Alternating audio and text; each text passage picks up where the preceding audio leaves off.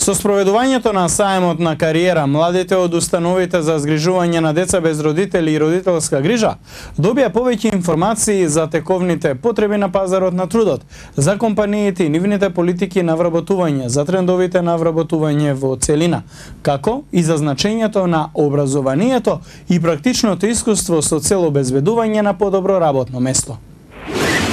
Младите со наполнети 18 години кои ги напуштаат установите за згрижување на деца и млади без родители и родителска грижа се соочуваат со неможноста да најдат вработување. Без знаење на странски јазици, основни компјутерски и комуникацијски виштини, возачка дозвола, тие не се конкурентни на пазарот на трудот. Со тоа нивната екзистенција е сериозно загрузена, а не може да им излезат во пресред сите оние на кои останатите младинци може да се подпрат, родителите, роднините и пријателите. Токму поради ова беше реализиран саем на кариера на кој беше овозможена директна средба на компаниите и младинците кои ги напуштаат установите за деца без родители и родителска грижа.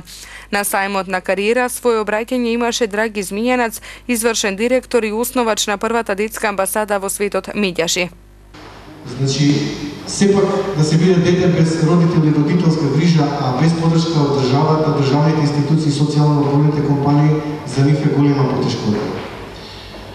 Многу е важно да им помогнеме во нивното вработување и токму затоа денеска вие треба да ги отворите вашите срца и врати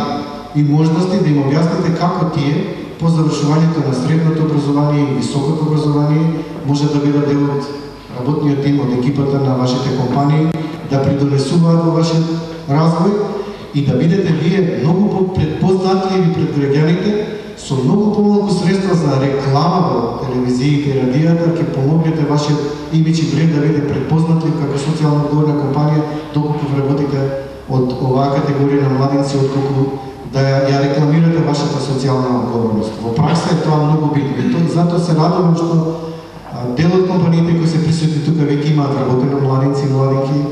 од овие институции. На овој саем беше присутен и Радко Капушевски, директор на спортскиот центар Борис Трајковски, кој потенцираше дека овој спортски центар им излегол во пресред на младинците од ранливите групи, така што веќе има 20 вработени. Како доказ дека сепак и за овие деца кои растат во домови може да се вработат и Ердоган Камбери, младинец поранешен штитеник во домот 11 октомври, кој сега е вработен во ЈП градски паркинг. Тој задоволен од својот работодавач ги бодреше своите пријатели кои се третираат како младинци од ранлива категорија, дека и за нив постои можност да бидат вработени без разлика дали станува збор за приватна или државна институција.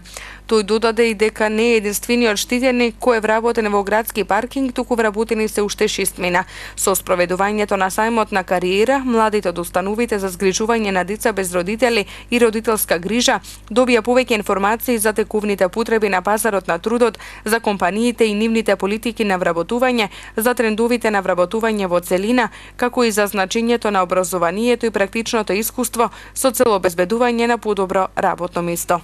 Македонските извозни компании се почесто имаат